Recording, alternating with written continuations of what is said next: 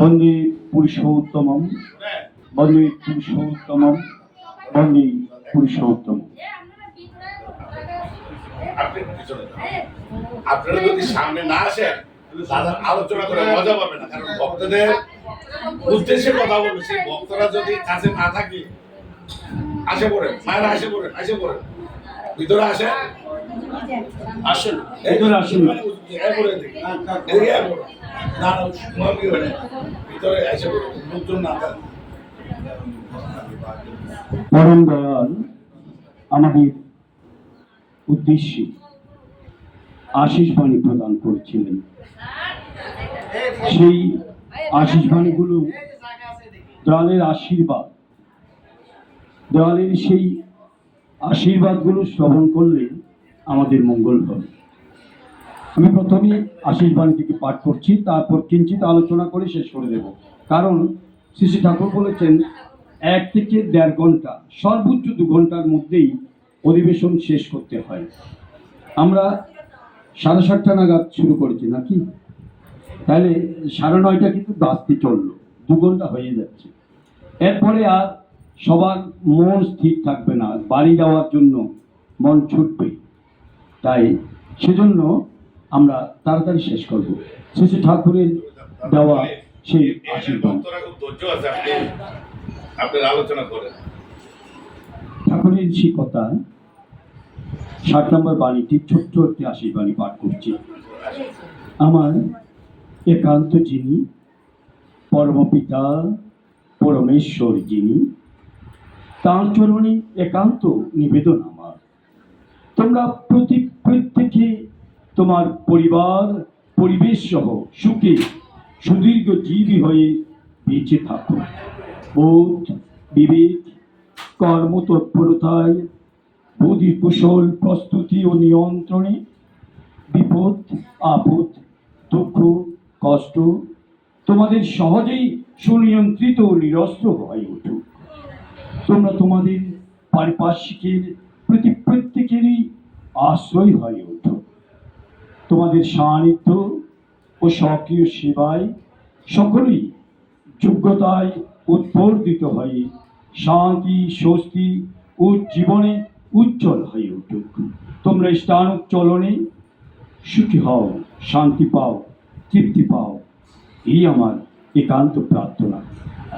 এখানে সর্বশেষ যে কথা সেটি তিনি বলছেন, তোমরা স্থানুক চলনে, ইষ্টের অনুগত হয়ে যদি চলতে পারো, চলো, তাহলে তোমরা সুখ পাবে, সুখী হবে, সুখী হও, শান্তি হও, তৃপ্তি পাও, আমার প্রার্থনা। দয়ালের চরণে তিনি, তার পরম পিতার চরণে তিনি প্রার্থনা রাখছেন আমরা সবাই যেন ইষ্টানুক চলনে চলতে পারি, গুরুর কথা মতো চলতে পারি। মন মহাপ্রভুর একটি কথা রয়েছে, কৃষ্ণ রুষ্ট হলে গুরু রাখিবাতে পারে, গুরু রুষ্ট হলে কৃষ্ণ রাখিতে না পারে। তাই গুরুকে জীবনে প্রধান করে রাখতে হবে। বলছিলাম এই ভাদ্র মাসে আমার প্রভু এসেছেন, ভাদ্র মাসের শুক্লপক্ষের তাল নবমী তিথিতে। তাল নবমী তিথির ঠিক পূর্ব দিবসে শুক্লপক্ষের অষ্টমী তিথি, সেটি হচ্ছে রাধা অষ্টমী তিথি। শ্রীমতী রাধারানী পৃথিবীতে আবির্ভূত হয়েছেন, ধরণীতে এসেছেন। আর এই রাধা অষ্টমীর ঠিক 15 দিন আগে কৃষ্ণপক্ষের অষ্টমী তিথিতে অনাদিরাদি গোবিন্দ দাপরনন্দন ঘনশ্যাম ভগবান শ্রী শ্রীকৃষ্ণ আবির্ভূত হয়েছেন। একটি কথা আমার গুরু আমাকে শিখিয়ে দিলেন, আমরা সবার নাম যখন বলি, আমরা বলি শ্রী দোলন কুমার দে, শ্রী বিকাশ চন্দ্র সাহা, শ্রী সুশীল দাস, সেরকম নাম বলি না। তারপর মায়েদের নাম বলার সময় বলি শ্রীমতী, শ্রীমতী যার আছে, স্বামীতে মতি যার আছে, পতিতে মতি যার আছে, তিনি হচ্ছেন শ্রীমতী। আর সেই শ্রীয়ের মান যার যিনি রাখেন, বাবার শ্রীমুখ যিনি উজ্জ্বল করেন, বিয়ের আগে মায়েদের নামের আগে লেখা হয় শ্রীমানী। আমি একটু আগে বলছি শ্রী শ্রীকৃষ্ণ, সবাই বলে ভগবান কি বলে? শ্রীকৃষ্ণ না, শ্রীকৃষ্ণ বলে, শ্রীকৃষ্ণ বলে না, শ্রীকৃষ্ণ। শ্রী তালবাসীর উচ্চারণ চ করে, সংস্কৃত উচ্চারণে দন্তাশীর উচ্চারণ চ হয়, তালবাসীর উচ্চারণ কিন্তু চ হয় না। এখন কি বলে? শ্রীকৃষ্ণ। কখনো বলবেন না, ভগবানের নাম উচ্চারণ আগে কি বলতে হবে? শ্রী শ্রীকৃষ্ণ, দুবার শ্রী বলতে হবে। এই শ্রী আমাদের মাঝে যিনি আছেন আত্মা, তার অংশ হচ্ছে ভগবান। তাই ভগবানের নামের আগে শ্রী শ্রীকৃষ্ণ, শ্রী শ্রী ঠাকুর অনুকূল চন্দ্র গুরুদেবের নামের আগেও সেরকম বলতে হয়। যারা সাধক পুরুষ, সাধক পুরুষের নামের আগে গুরুদেব সাধক পুরুষ যদি হয়, শ্রীমৎ মানে শ্রী এর মতো, ভগবানের মতো, শ্রীমৎ স্বামী অমুক আনন্দ ব্রহ্মচারী, জ্যোতিষ্বরানন্দ ব্রহ্মচারী আছে না, ওনাদের নামের আগে শ্রীমৎ হয়। কেন হয়? ভগবানের মতো, শ্রীমৎ ভগবানের মতো। তাই বলছিলাম এই যুগে এই মাসে এসেছে, আমি যখন শুরুতে একটি সঙ্গীত করছিলাম তখন বলেছিলাম বলবো, তাই কথাটি বলছি। এই মাসে এসেছে বলেছি মহামণি কৃষ্ণ দ্বৈপায়ন বেদব্যাস।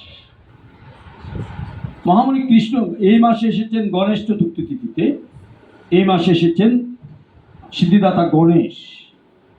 এখন মহামণি কৃষ্ণ দ্বৈপায়নের জন্ম ভূমিষ্ঠ দিবস কিন্তু আষাঢ় মাসের শুক্লপক্ষের পূর্ণিমা তিথি, গুরু পূর্ণিমা তিথিতে। আবার আমি বললাম এই বৈশাখ মাসে মহামণি কৃষ্ণ দ্বৈপায়ন বেদব্যাস এসেছে। আসলে সে ঠাকুর কি বলছেন জানেন? দয়াল বলছেন যে জন্মদিন যে আমরা পালন করি, আমরা যেদিন ভূমিষ্ঠ হই সেদিনটাই জন্মদিন পালন করি না সবাই, কিন্তু ঠাকুর বলছেন মূল জন্মদিন কখন জানিস?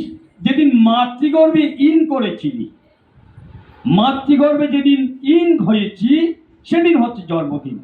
এই মাসের ভাদ্র মাসের 13 তারিখ মহামণি কৃষ্ণ দ্বৈপায়ন বেদব্যাস মাতৃগর্ভে ইন করেছিলেন। পরাশর মুনি হচ্ছে তার পিতৃদেব, আর মৎস্যগন্ধা হচ্ছে মাতৃদেবী, দিবর রাজকন্যা মৎস্যগন্ধা। এই মৎস্যগন্ধা গায়ের মাছের গন্ধ, তাই তার বিয়ে হচ্ছে না। এখন সবাই ওই মেয়েকে নিয়ে হাসি ঠাট্টা করে। একদিন এক মুনি ঋষি বাড়িতে আসলো, তিনি বললেন তোমার মেয়েকে খেয়া নৌকা পারাপার করার জন্য দায়িত্ব দাও তোমার এই ঘাটে। তখন কি হবে? যদি কোনো মুনি ঋষির আশীর্বাদ পায় তার শরীরের মাছের গন্ধ চলে যেতে পারে। তখন সেই মুনি ঋষির কথা অনুসারে মৎস্যগন্ধাকে, পরবর্তী নাম হলো সত্যবতী, যেটা রাজা সেই আমাদের সূর্যবংশীয় রাজার স্ত্রী বিশ্বদেবের সৎমা, সেই মৎস্যগন্ধা খেয়ানৌকা পারাবার করছেন। সংক্ষেপে বলছি আমি, ওখানে তো অনেক যাত্রী প্রতিদিন যাতায়াত করে। একদিন পরাশর মুনি ওনার খেয়া নৌকায় উঠেছেন, আর খেয়া নৌকা যখন নদীর মাঝামাঝি গেল, এই পরাশর মুনির এত রূপবতী সুন্দর মেয়েটিকে দেখে তার কাম ভাব জাগ্রত হলো। তখন বলছেন ওই মুনিবর বলছেন পরাশর মুনি যে তোমার এই রূপ লাবণ্য দেখে আমি তোমাকে মোহিত হয়ে পড়েছি, আমি তোমার সাথে মিলন করতে চাই, মিলিত হতে চাই। তখন বলছে আমার গায়ে তো মাছের গন্ধ, আমার গায়ের কাছে কেউ আসে না, আমি নৌকার অপর প্রান্তে আছি বলে আপনি বুঝতে পারছেন না। বলছে আমার সাথে যদি তোমার মিলন হয় তোমার গায়ে পদ্ম গন্ধ হবে, পদ্মের গন্ধ হবে, তোমার আর মাছের গন্ধ থাকবে না। তাই তো চলে গেল মুনি ঋষির কথা, ভালো ভালো কাজ। তখন বলছেন দিনের বেলা এই নদীতে কত মানুষ আছে, কত নৌকা চলছে, কিভাবে আপনার সাথে মিলিত হব? বলছে সে ব্যবস্থা আমি করছি। তখন তিনি কমণ্ডলের জল হাতে নিয়ে নাম করে উপরের দিকে ছড়িয়ে দিলেন। ছড়িয়ে দেওয়ার সাথে সাথে চারিদিকে কুয়াশায় আচ্ছন্ন হয়ে গেল। সেটি কোন দিন জানেন? এই ভাদ্র মাসের 13 তারিখ। ভাদ্র মাসের 13 তারিখ হচ্ছে শীতের জন্ম। এই ভাদ্র মাসের 13 তারিখের পর থেকে একটু একটু শীত লাগবে। তো এখন এটা শহরে আছেন বলে, গ্রামে যারা বসবাস করে তারা কিন্তু, আপনি গ্রামে ভাদ্র মাসের 13 তারিখের আগে, একদিন আগে, দুদিন আগে একদম গ্রামে যাবেন, যেখানে গাছগাছালি আছে, পুকুর আছে, সেখানে যাবেন, দেখবেন সেই ভাদ্রের 13 তারিখ সকালবেলা দেখবেন কুয়াশাচ্ছন্ন হয়ে পড়েছে, একটু একটু কুয়াশা দেখা যাচ্ছে। প্রকৃতি এখনো আছে, ধর্ম এখনো আছে, ভগবানের সৃষ্টি তিনি যতদিন রক্ষা করবেন ততদিন থাকবে। একটি মানুষ যদি, একটি সৎ মানুষ যদি থাকে, একটি ভালো মানুষ যদি থাকে, একটি ভক্ত যদি থাকে, তার জন্য তিনি পৃথিবী রক্ষা করবেন। আর যেদিন পৃথিবীতে একটিও ভালো মানুষ থাকবে না, কলির প্রভাবে সবাই যখন দুষ্ট হয়ে পড়বে, সেদিনই হবে প্রলয়। আপনারা সে প্রবাসখণ্ড পড়ে দেখবেন, প্রবাসখণ্ডের শেষের দিকে সেখানে লেখা আছে কলিযুগে কি হবে। মানুষ দিন দিন আস্তে আস্তে খর্বাকৃতি হয়ে যাবে, বেটে হয়ে যাবে। বাবার চেয়ে ছেলে একটু বেটে, দেখবেন ছেলের চেয়ে নাতি আর একটু খাটো হচ্ছে। আর কি বলবেন, কি হবে জানেন? বলছেন নারী সকল অসতী হইবে। তার লক্ষণ কিন্তু এখন দেখা যাচ্ছে, ঠিক না? তারপর হচ্ছে নদীর জল শুকিয়ে যাবে, দেখবেন কত নদী শুকিয়ে যাচ্ছে না? নদী, বড় বড় নদী কিন্তু শুকিয়ে যাচ্ছে। তারপর লগা দিয়ে বেগুন পারবে মানুষ, বেগুন গাছ কত ছোট না? এমন অবস্থা হবে প্রলয়ের সংকেত, এমন অবস্থা হবে সেই লগা দিয়ে বেগুন পারবে, ফুল যেমন পারেন সেরকম বেগুন ছিঁড়বে মানুষ, এই লক্ষণ। আর শ্রীগাল গাছে বাস করবে, শ্রীগাল গাছে বাস করবে। এখন তো চলছে যে ছেলেরা মেয়েদেরকে উত্ত্যক্ত করে, ছেলেরা মেয়েদের উত্ত্যক্ত করে না? কলি যখন শেষ হয়ে যাবে তখন এই প্রবাস করলে বলছেন মেয়েরা উত্ত্যক্ত করবে ছেলেদেরকে, আর মেয়েদের কারণেই ছেলেরা অতিষ্ঠ হয়ে পালাবে, বাড়ি ছেড়ে পালাবে, ঘর ছেড়ে পালাবে, এরকম অবস্থা হবে। তাই বলছিলাম সেই যখন কুয়াশাচ্ছন্ন হয়ে গেল তখন মিলিত হলো। এই দিন হচ্ছে ভাদ্রের 13 তারিখ, হচ্ছে মহামণি কৃষ্ণ দ্বৈপায়ন বেদব্যাসের জন্ম। শেষ করে দিলাম। আমি বলেছিলাম বেদব্যাসের জন্ম কেন এই ভাদ্র মাসে হলো। তিনি তো আষাঢ় মাসের পূর্ণিমা তিথিতে ভূমিষ্ঠ হলেন।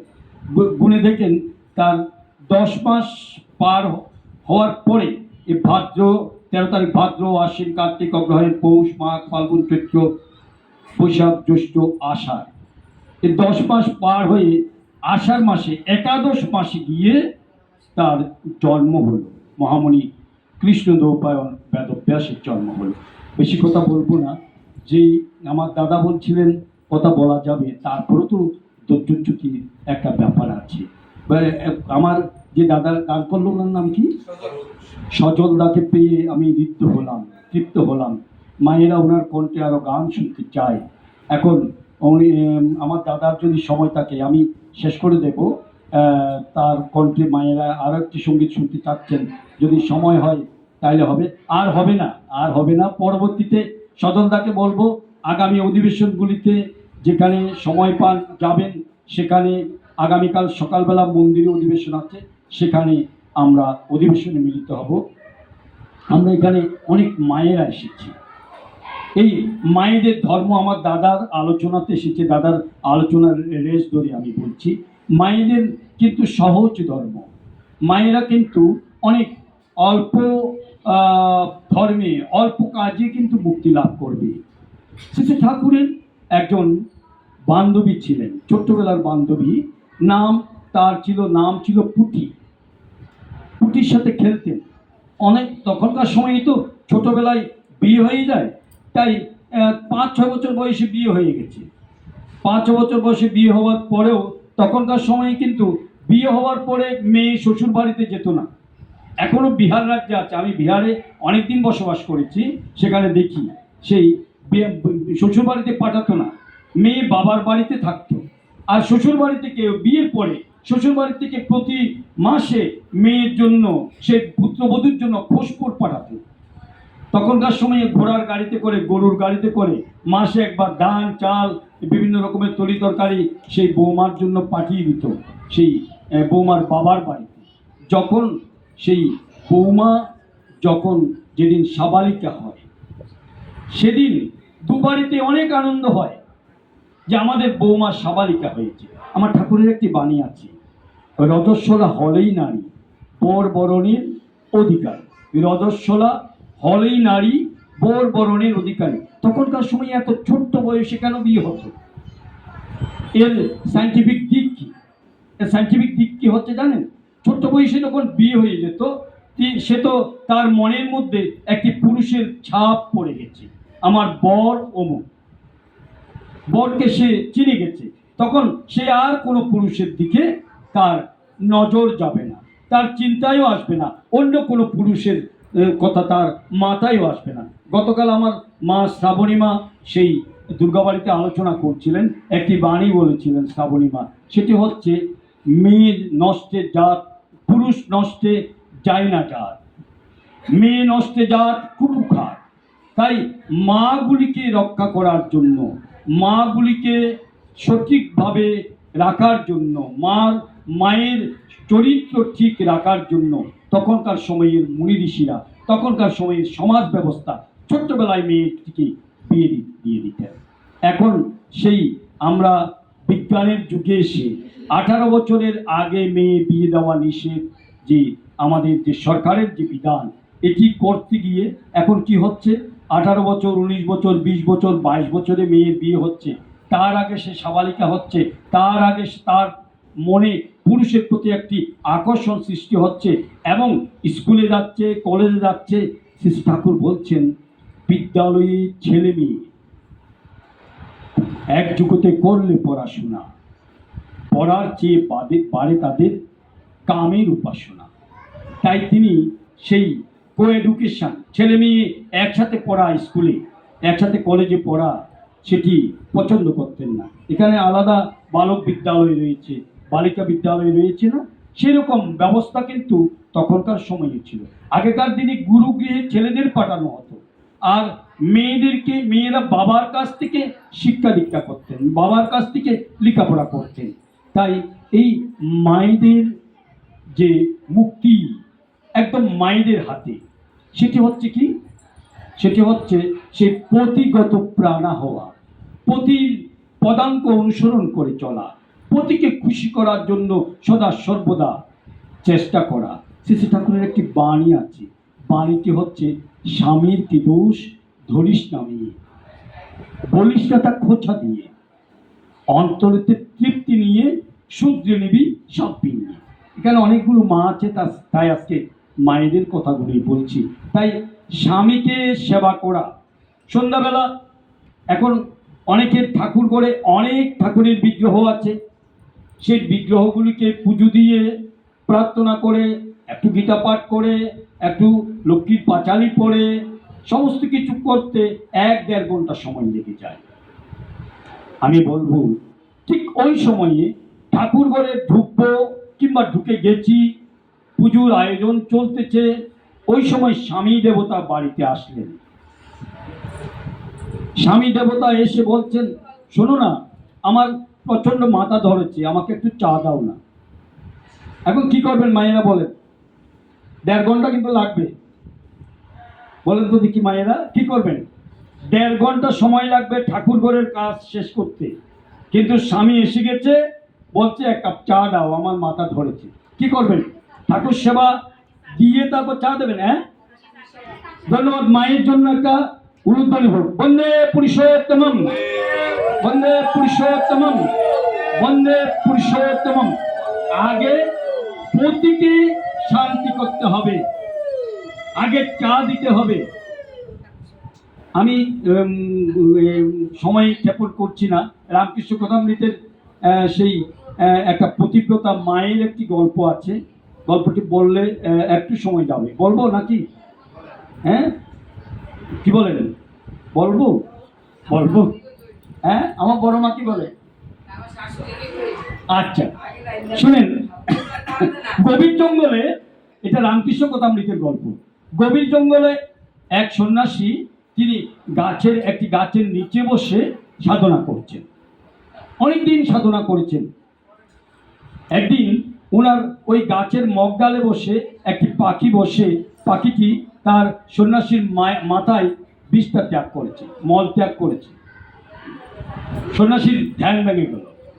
সন্ন্যাসী একদম সে খুব অগ্নিঝরা দৃষ্টিতে পাখির দিকে তাকালেন, আর চোখ থেকে আগুন টিকলে বেরিয়ে সেই পাখির গায়ে আগুন ধরে গেল। পাখিটা ধপাস করে নিচে পড়ে গেল, বশীভূত হয়ে গেল। তখন সন্ন্যাসী ঠাকুর মনে মনে ভাবছেন, বেশ, আমার তো অনেক শক্তি সঞ্চয় হয়েছে, এখন আমি তাইলে তো নগরে গিয়ে ধর্ম প্রচার করতে পারি। তিনি উঠে গেলেন ধ্যানের আসন থেকে। তিনি উঠে নগরে নগরে ঘুরছেন।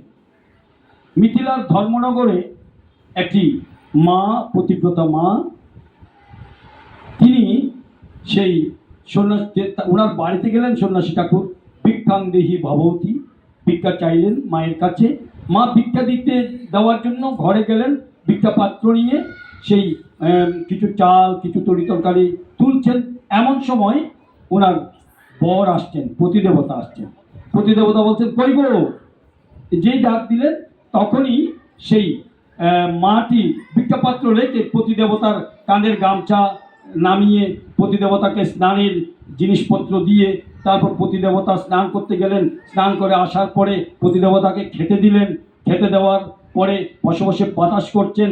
বাতাস করে পতিদেবতা খেয়ে উঠলে এবার পতিদেবতাকে ঘুম পাড়ালেন, ঘুমালেন। পতিদেবতার মাথার চুল একটু টেনে দিচ্ছেন, একটু বাতাস করছেন, কপাল টিপে দিচ্ছেন, হাত পা টিপে দিচ্ছেন। এবার পতিদেবতা যখন ঘুমিয়ে গেল তখন এবার সন্ন্যাসী ঠাকুরকে ভিক্ষে দিতে আসলেন। সন্ন্যাসী ঠাকুর তো রেগে মেগে আগুন। হ্যাঁ, আমার মতন একজন সিদ্ধ মহাপুরুষকে অবজ্ঞা করা। তখন পতিদেবতা আবার অগ্নিঝরা দৃষ্টিতে সেই পতিব্রতা মায়ের দিকে তাকাচ্ছেন। মা তখন মিটি মিটি হেসে বলছেন, সন্ন্যাসী ঠাকুর, বনের পাখি আপনার মাথার উপর বিষটা ত্যাগ করে কিছুটা অন্যায় করেছিল, আর আপনি সাধন ভোজন করে কিছুটা শক্তিও সঞ্চয় করেছিলেন। তাই আপনার অগ্নিঝরা দৃষ্টিতে ওই পাখি বশীভূত হয়েছে। আমি তো পাখি নই, আমি তো অন্যায় করিনি, আমি আমার স্বামী সেবা করছিলাম এতক্ষণ, ওইটাই আমার আগের কাজ। তারপর আপনার ভিক্ষা দেওয়া, তাই আমি অন্যায় করিনি, আপনি আমাকে বশীভূত করতে পারবেন না। তখন এবার সন্ন্যাসী ঠাকুর বলছেন, মা তুমি কিভাবে জানো আমি জঙ্গলে পাখি বশীভূত করেছি? তখন বলছে, সেটা আমি জানি না, আমার অন্তরে জানা হলো তাই আমি বললাম। সেই তিনি বলছেন, আপনি যদি এই বিষয়ে জানতে চান, এই মিথিলার ধর্মনগরের বাজারে আমার গুরুদেব থাকেন, ওনার নাম ধর্মব্যাধ। ওনার নাম কি? ধর্মব্যাধ।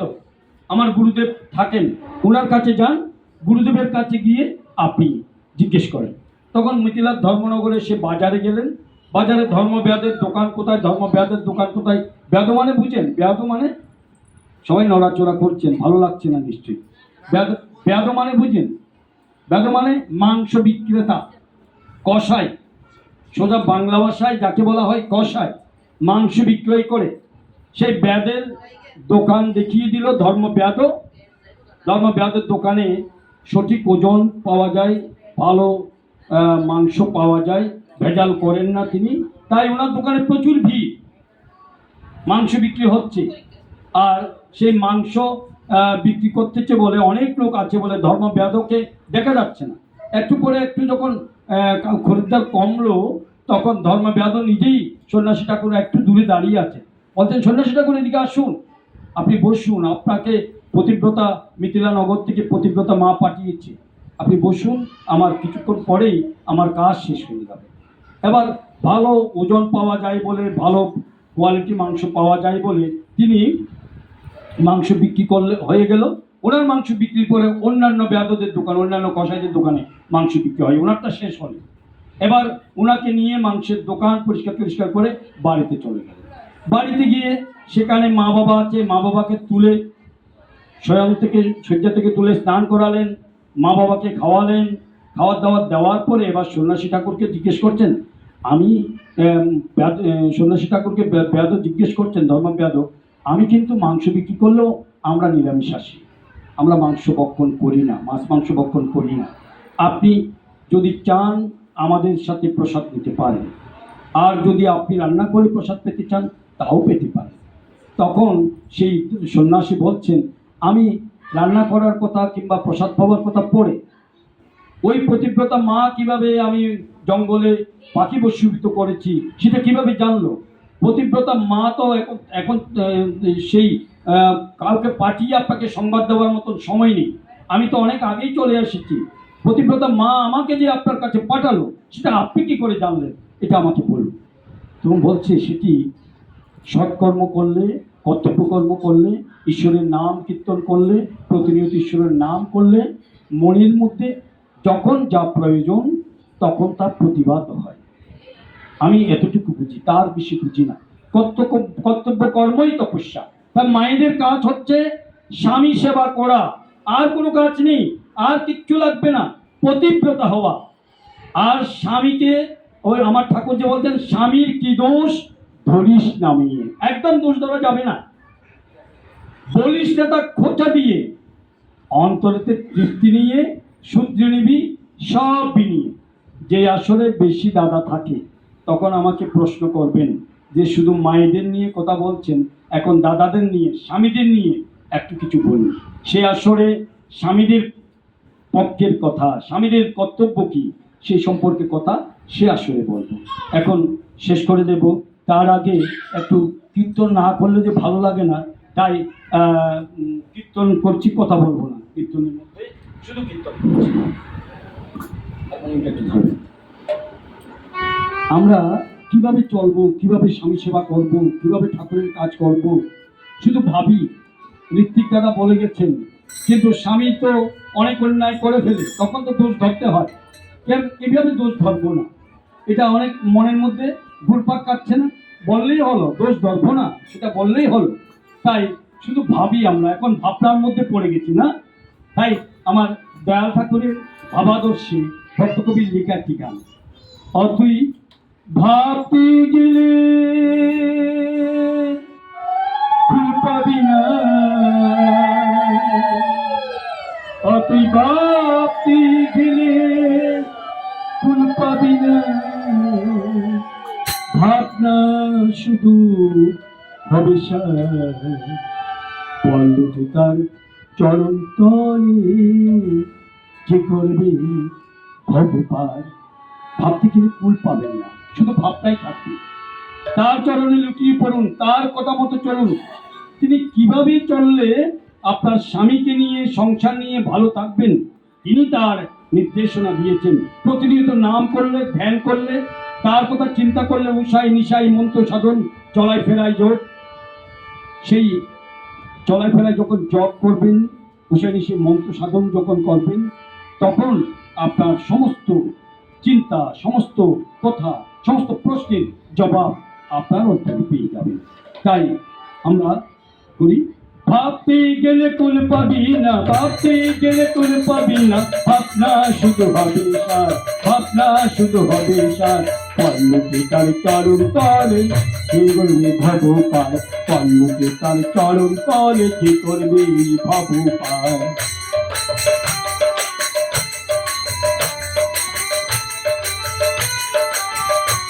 একমাত্র দয়াল ঠাকুর তিনি। এই ভক্ত কবি বলছেন, গানের ঠাকুর প্রেমের ঠাকুর,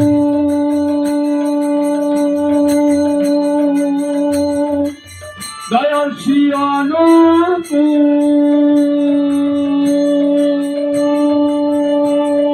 তিনি যে তোর বাড়ির কথা অকুলতে দেবেন কুল, অকুলতে দেবেন কুল। গানের ঠাকুর প্রেমের ঠাকুর, দয়াল শ্রী অনুকূল, তিনি যে তোর বাড়ির কথা অকুলতে দেবেন কুল, অকুলতে দেবেন কুল।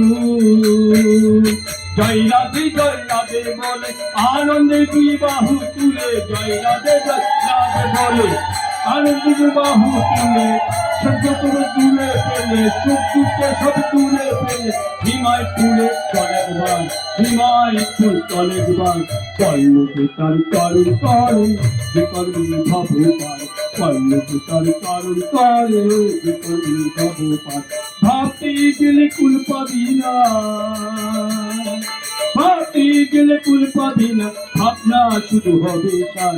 পল্লকে তার চরণ তলে বিকর্মী ভব পায়, পল্লকে তার চরণ তলে বিকর্মী ভব পায়। ঠাকুর বলেছেন, যজন যাজন ইষ্টপ্রীতি করলে কাটি মহাবিধি।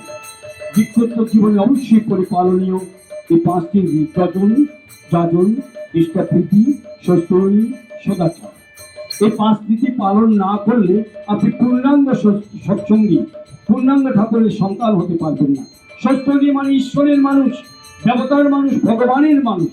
যে বাড়িতে সত্যির ব্রতদারি থাকে সে বাড়িতে শ্রী ঠাকুর প্রখর থাকেন, শ্রী ঠাকুর জাগ্রত থাকেন, কারণ সত্যের হাতেই ভগবান সেবা গ্রহণ করেন।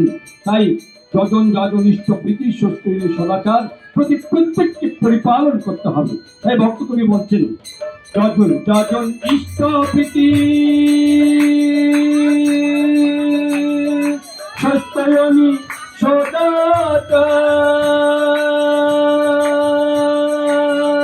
সদাচার, এই পঞ্চনীতি রাখবে সেদিন হতে গেলে ভগবান, হতে গেলে যজন যাজন ইষ্টপ্রীতি সত্যয়নী সদাচার, এই পঞ্চনীতি রাখবে সেদিন হতে গেলে ভগবান, হতে গেলে ভগবান। কর্মের তুই ভাগ দিয়া পারে যাবি কি দম লইয়া, কর্মের তুই ভাগ দিয়া পারে যাবি কি দম লইয়া, সেজন কিন্তু এতই বোকা, সেজন কিন্তু এতই বোকা, সেজন কিন্তু এতই বোকা। ভুলবে রে তোর বেবিচার, ভুলবে রে তোর বেবিচার, ভুলবে রে তোর বেবিচার। পল্লকে তার চরণ তলে বিকর্মী ভব পায়, পল্লকে তার চরণ তলে বিকর্মী ভব পায়। ভাবতে গেলে তুল পাবি না, ভাবতে গেলে তুল পাবি না, ভাবনা শুধু হবে সার, ভাবনা শুধু হবে সার, ভাবনা শুধু হবে সার। পল্লকে তার চরণ তলে যে করবে ভব পায়। শেষ করছি। আমাদের বরুণদার তো দেখলাম না, বরুণদার দর্শন পাবো নিশ্চয়ই ইয়ে পরে, প্রার্থনার পরে। বরুণদার জন্য অনেক অনেক শুভকামনা, বরুণদার পরিবারের জন্য অনেক অনেক শুভকামনা রাখছি। দয়ালের রাতুল চরণে, দয়ালের রাতুল চরণে আমরা এখন ঘোষণা প্রদান করছেন। আগামীকাল ভাদ্র মাস ব্যাপী কিন্তু প্রার্থনা চলছে। আমাকে যতদিন এখানে রাখে, আবার বিভিন্ন জায়গায় তো যেতে হয়। আগামী বুধ বৃহস্পতিবার চট্টগ্রামে কথা দেওয়া আছে, শুক্রবার আবার চলে আসবো। তার আগেই যদি এখানে বিশেষ প্রোগ্রাম না থাকে চলে যাব। তাই যদি প্রোগ্রাম থাকে যাবেন আপনারা। প্রতিদিন ইষ্ট প্রসঙ্গ হবে, ভগবানের কথা হবে, ঠাকুরের কথা বলবো। তাই প্রতিদিন যাবেন, বিভিন্ন অধিবেশনে নতুন নতুন কথা শুনতে পাবেন। এখন ঘোষণা প্রদান করছেন সঞ্চালক এবং আমাদের চাঁদপুর জেলা সৎসঙ্গের সাধারণ সম্পাদক শ্রদ্ধেয় বিকাশ সাহা মহোদয়। এরপরেই জয়রাধি কীর্তন। জয়গুরু। আমাদের ইষ্টপ্রাণ তিথি দেবতা